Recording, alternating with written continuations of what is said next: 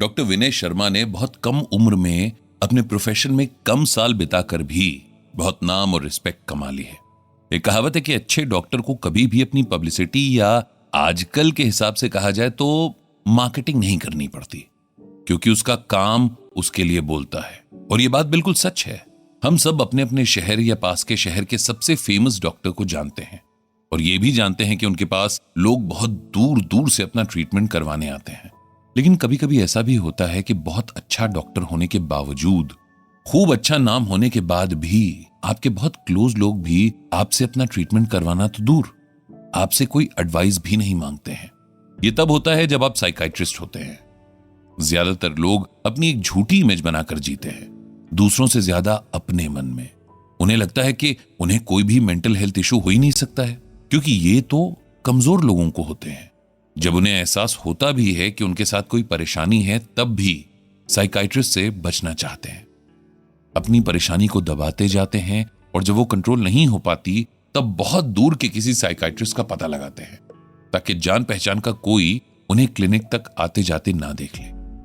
धीरे धीरे लोगों में मेंटल और इमोशनल हेल्थ को लेकर अवेयरनेस तो आ रही है, लेकिन यह अभी भी बहुत कम है।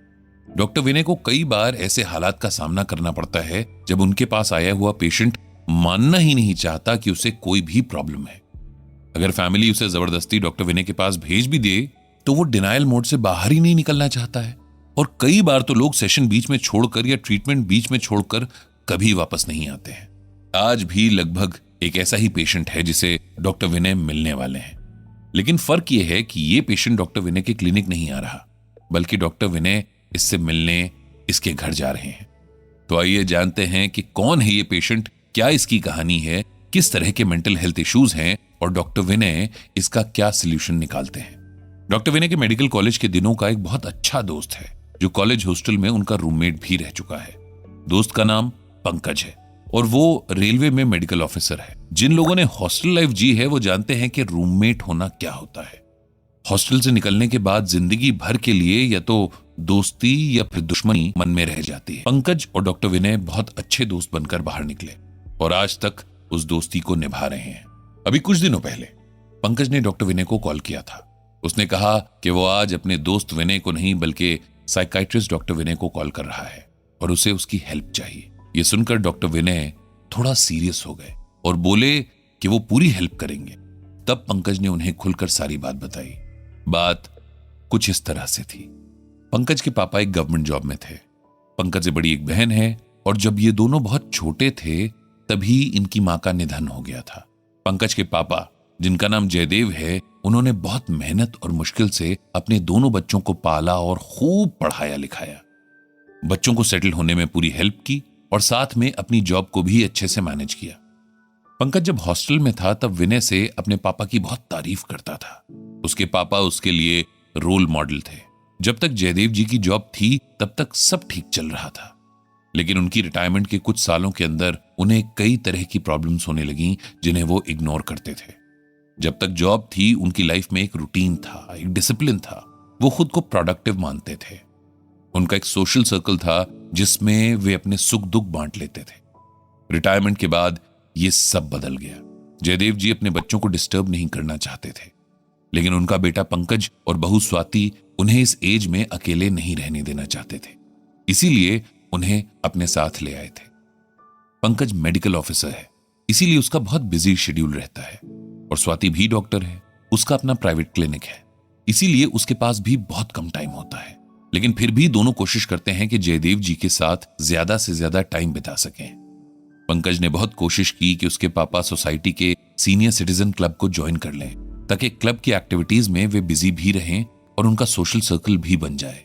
लेकिन पता नहीं क्यों जयदेव जी ने इसमें कोई खास इंटरेस्ट नहीं दिखाया।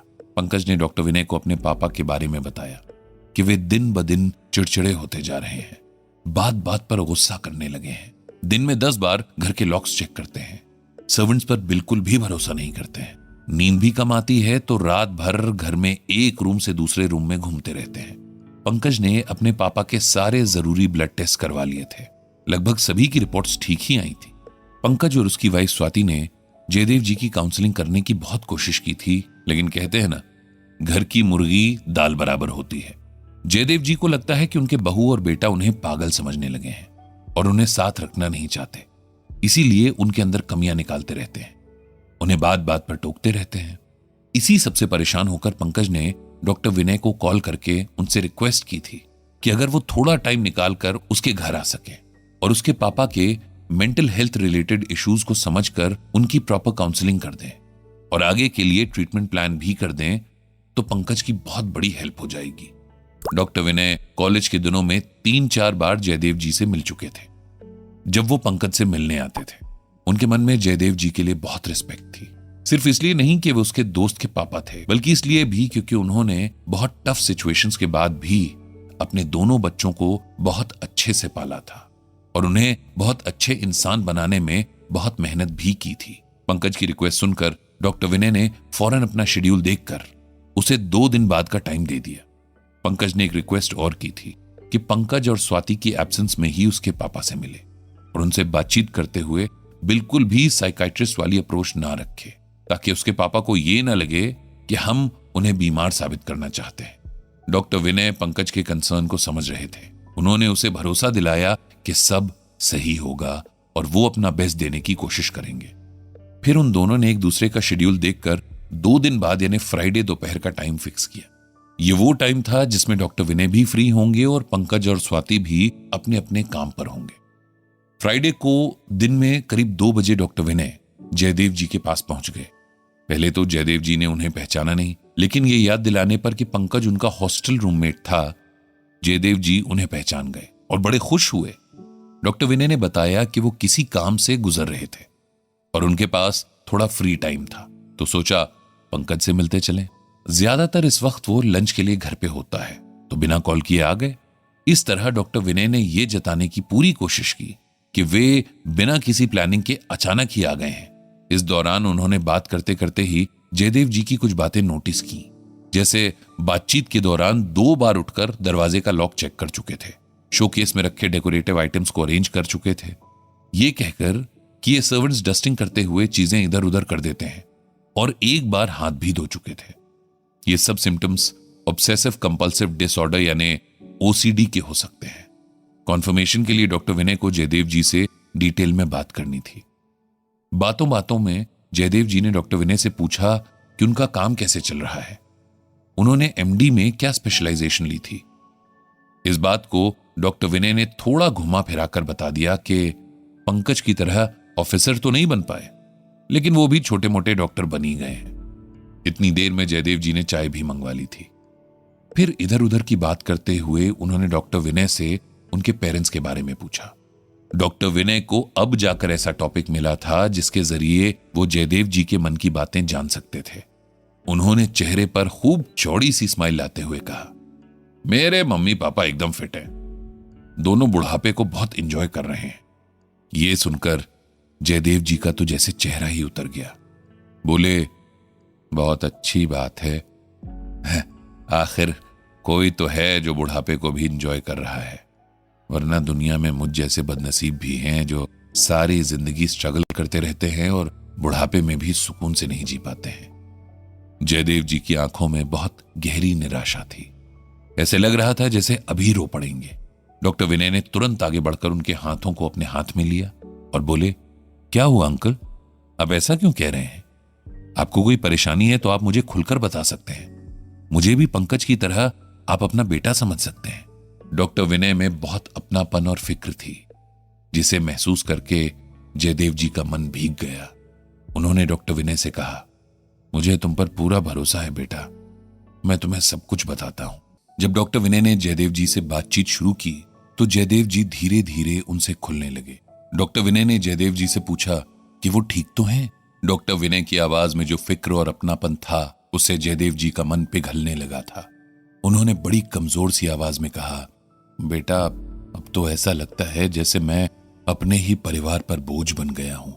जिन बच्चों के लिए मैंने अपनी सारी जिंदगी लगा दी, उनके बारे में सोचते हुए ही हर काम किया ताकि उन्हें तकलीफ ना हो, वही बच्चे अब मुझे नहीं समझते हैं। मैं खुद को बड़ा अकेला महसूस करता हूं, ना मुझे ठीक से नींद आती है, ना मेरा कहीं मन लगता है। पंकज को लगता है मुझे कोई दिमागी परेशानी हो गई है, अब इस बुढ़ापे में वो अपने बाप को पागल साबित करना चाहता है। ये सब कहते हुए जयदेव जी की आंखें भीग गई थीं। डॉक्टर विनय उनकी हर बात को समझ रहे थे। जब इंसान बहुत लंबे टाइम तक मुश्किल वक्त काटता है तब वो या तो अंदर से बहुत कमजोर हो जाता है या बहुत मजबूत बन जाता है। इसके अलावा भी बहुत लोगों के साथ ये होता है कि दुनिया और अपने परिवार के आगे तो वो बहुत मजबूत दिखते हैं लेकिन अंदर से टूट जाते हैं। ऐसे लोगों को जब थोड़ा रिलैक्स होने का टाइम मिलता है, इनका सही समय आता है, तब इन्हें थोड़ी अटेंशन और केयर चाहिए होती है ताकि अपने स्ट्रगल्स से मिली परेशानियों और दुखों को भुला सकें। जब ऐसा नहीं होता तब ये फ्रस्ट्रेट होने लगते हैं। जयदेव जी के साथ भी ऐसा ही कुछ था। डॉक्टर विनय ने बड़े प्यार से जयदेव जी से कहा, अंकल, मैंने आपके बारे में पंकज से बहुत कुछ सुना है। शायद ही कोई ऐसा दिन होता होगा जिसमें वो आपके बारे में बात ना करता हो।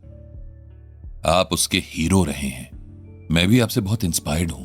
वैसे तो आपको मुझसे कहीं ज्यादा लाइफ एक्सपीरियंस है, आपने बहुत कुछ देखा है, लेकिन अगर आप अलाउ करें तो अपने थोड़े से एक्सपीरियंस के बेस पर मैं आपके साथ कुछ शेयर करना चाहता हूं। जयदेव जी ने भी हां में गर्दन हिलाते हुए कहा, हाँ बिल्कुल बेटा, आप जो चाहें मुझसे बात कर सकते हैं। डॉक्टर विनय जयदेव जी को अपने साथ उस कंफर्ट में ले आए थे जहां जयदेव जी उनसे बात करना चाह रहे थे और जयदेव जी को ऐसा लग रहा था कि जैसे ये कॉन्वर्सेशन उनकी मर्जी से आगे बढ़ रही है, जबकि असल में इसका बिल्कुल उल्टा हो रहा था।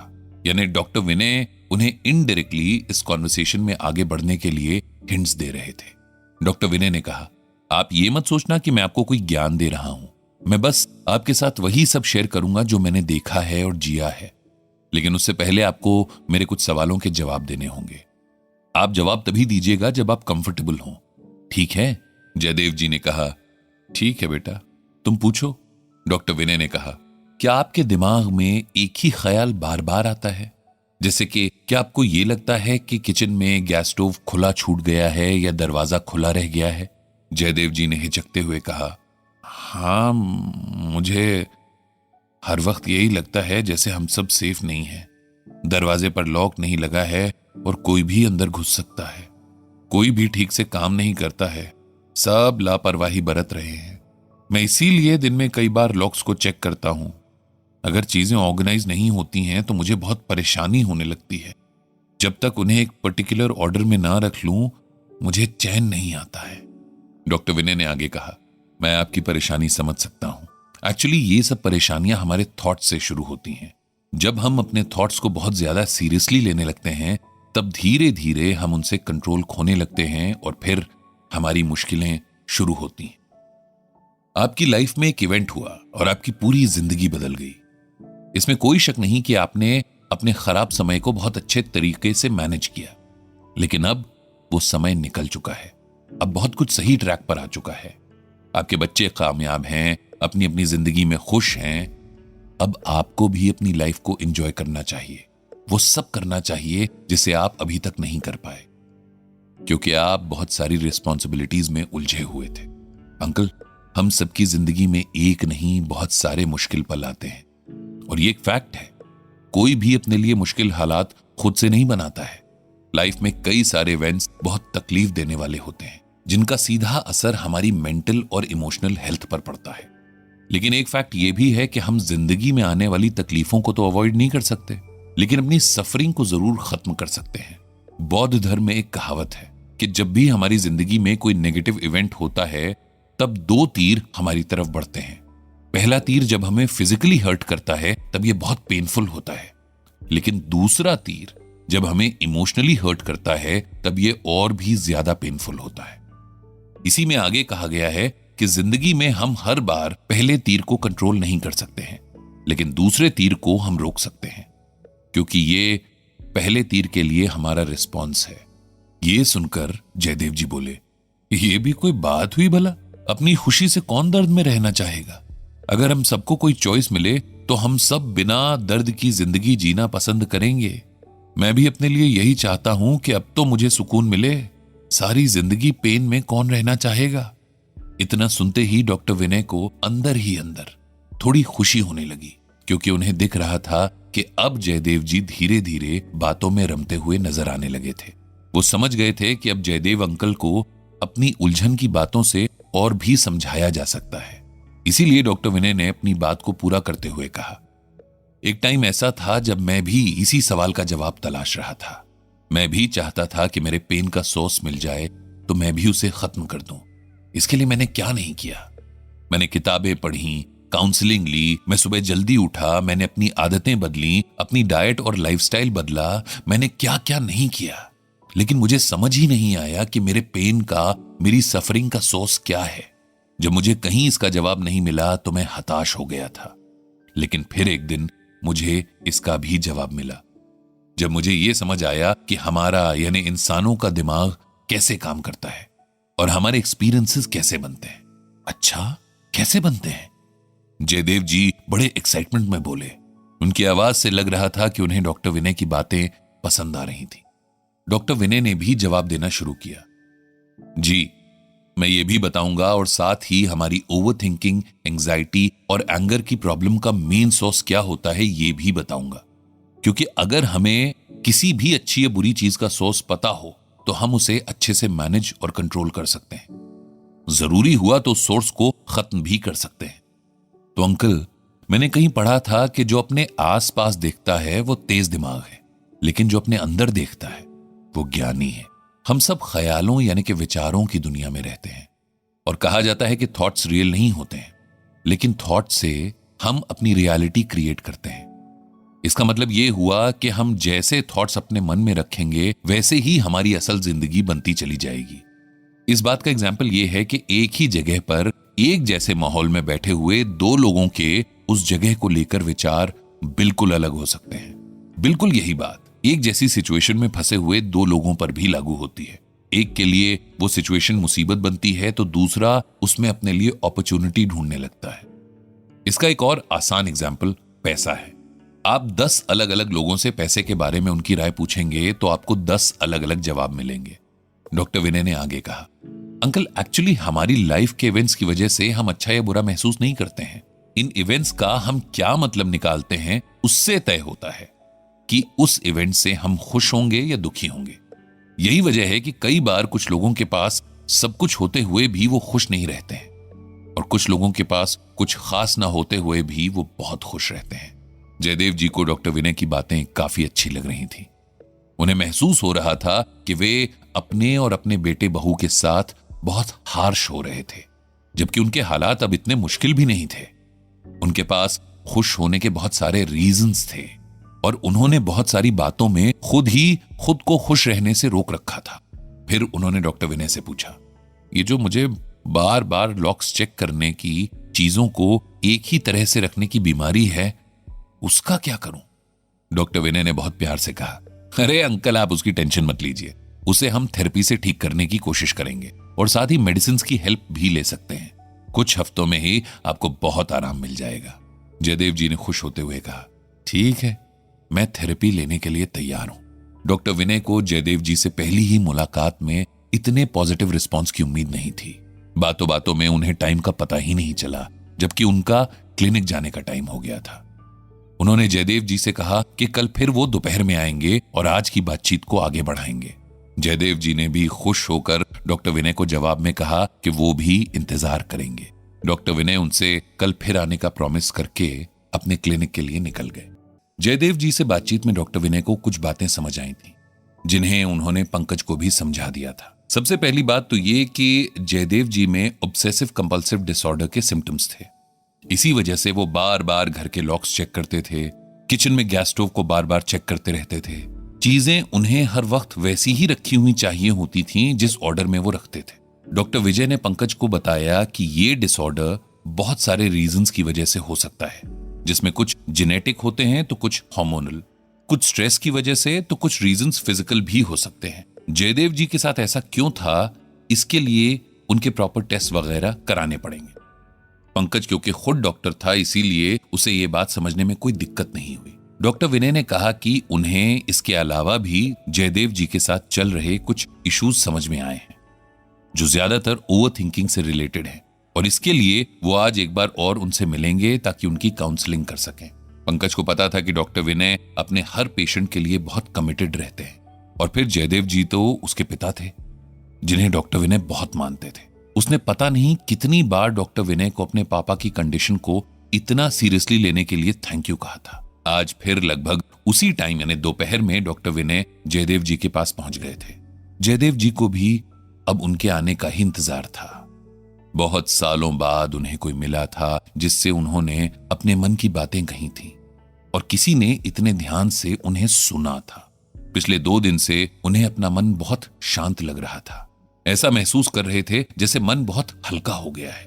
हम सबको एक ऐसे इंसान की जरूरत होती है जिसके आगे हम अपना दिल खोलकर रख सकें, जो हमें जज न करे। अगर ऐसा कोई मिल जाए तो मन का गुबार निकल जाता है और हम अच्छा महसूस करने लगते हैं। बस यही जयदेव जी के साथ भी हो रहा था।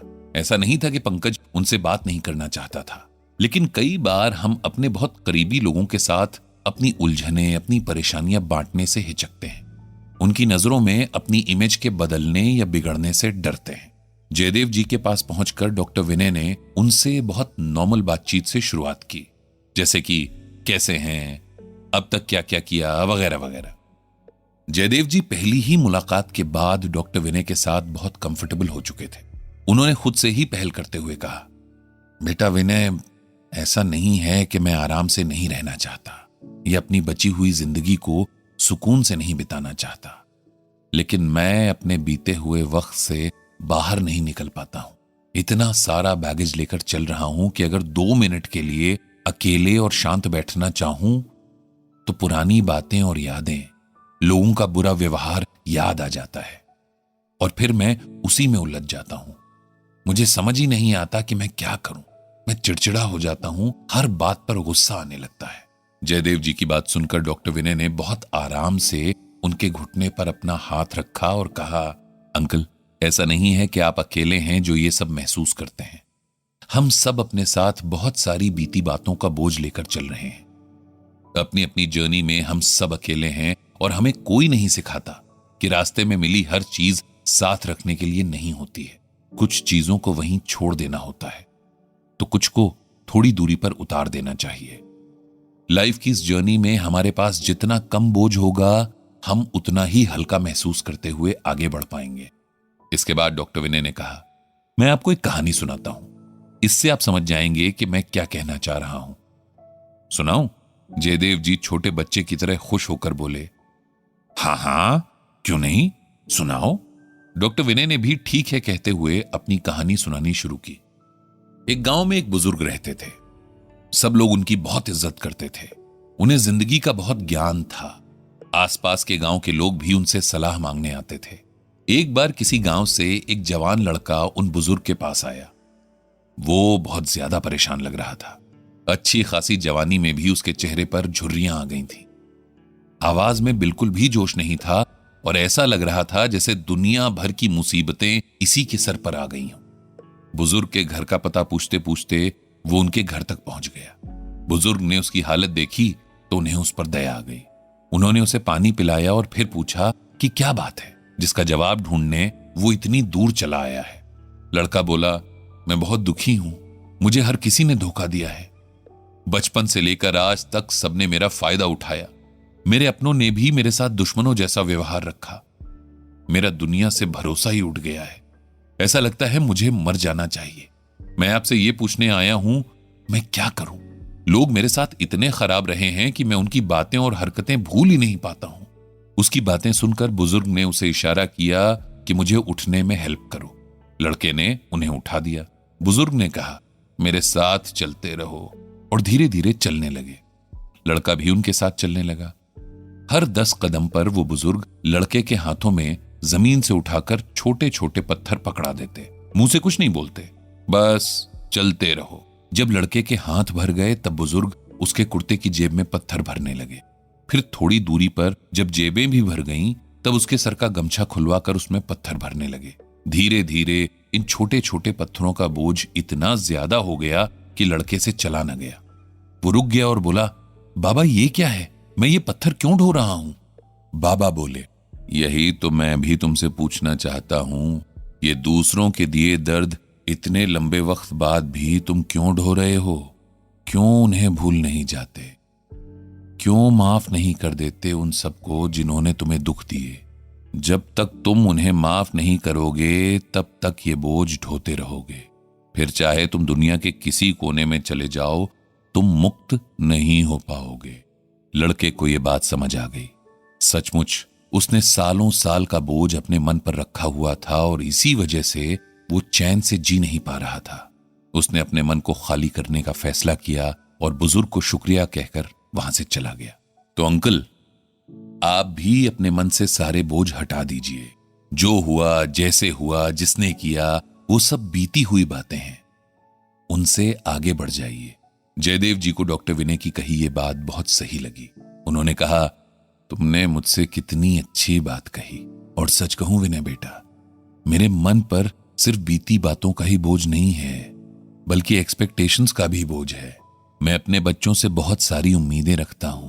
वो बेचारे पूरी करने की कोशिश भी करते हैं, लेकिन शायद मेरी उम्मीदें ही इतनी ज्यादा हैं कि पूरी नहीं हो पाती हैं। उनकी बात सुनकर डॉक्टर विनय बोले, आपकी एक्सपेक्टेशंस को मैं गलत नहीं मानता, लेकिन यह भी सच है कि आजकल सबकी लाइफ में बहुत सारी कॉम्प्लिकेशंस हैं। हम सब इतने ज्यादा बिजी हो गए हैं कि चाह कर भी अपने लिए या अपनी फैमिली के लिए टाइम नहीं निकाल पाते हैं। ऐसे में मैं आपसे यही रिक्वेस्ट करूंगा कि आप जितना हो सके खुद को हेल्दी रखने की कोशिश करते हुए किसी न किसी काम में बिजी रहिए। जितना कम फ्री टाइम होगा उतना ही आप कम सोचेंगे, और जितना कम सोचेंगे उतना खुश रह सकेंगे। आप अपनी किसी पुरानी हॉबी को फिर से जिंदा कीजिए और उसमें डूब जाइए। इससे आपको बहुत खुशी मिलेगी। आप चाहें तो किसी एनजीओ से जुड़ सकते हैं या पार्ट टाइम जॉब भी कर सकते हैं। फिर उन्होंने बहुत प्यार से कहा, अंकल, मैं चाहता हूं कि आप अपने कुछ टेस्ट करवा लें ताकि मुझे आपको और अच्छे से हेल्प करने का मौका मिले। मैं चाहता हूं कि आपको इन सारी परेशानियों से छुटकारा मिल जाए। आप एक अच्छी और स्वस्थ जिंदगी जिएं। जयदेव जी को डॉक्टर विनय की इस रिक्वेस्ट में अपने लिए बहुत सारा कंसर्न नजर आ रहा था। उन्होंने कहा, ठीक है, तुम जो भी टेस्ट करने को कहोगे मैं करवा लूंगा और अपने बिजी रहने के लिए भी कुछ ना कुछ काम ढूंढ लूंगा, लेकिन मेरी एक शर्त है। क्या शर्त है अंकल? डॉक्टर विनय ने थोड़ा डरते हुए पूछा। वो मन में सोच रहे थे कि जयदेव जी जाने क्या चाह रहे होंगे। जयदेव जी ने भी बनावटी रौब दिखाते हुए कहा, तुम्हें कभी कभी मुझसे मिलने आना पड़ेगा। यह सुनकर डॉक्टर विनय मुस्कुराए और बोले, मैं प्रॉमिस करता हूं कि आपसे मिलने आता रहूंगा और फोन पर आपसे रेगुलर टच में रहूंगा। यह सुनकर जयदेव जी ने डॉक्टर विनय को आगे बढ़कर गले से लगा लिया। थोड़ी देर बातें करने के बाद डॉक्टर विनय अपने क्लिनिक के लिए निकल गए।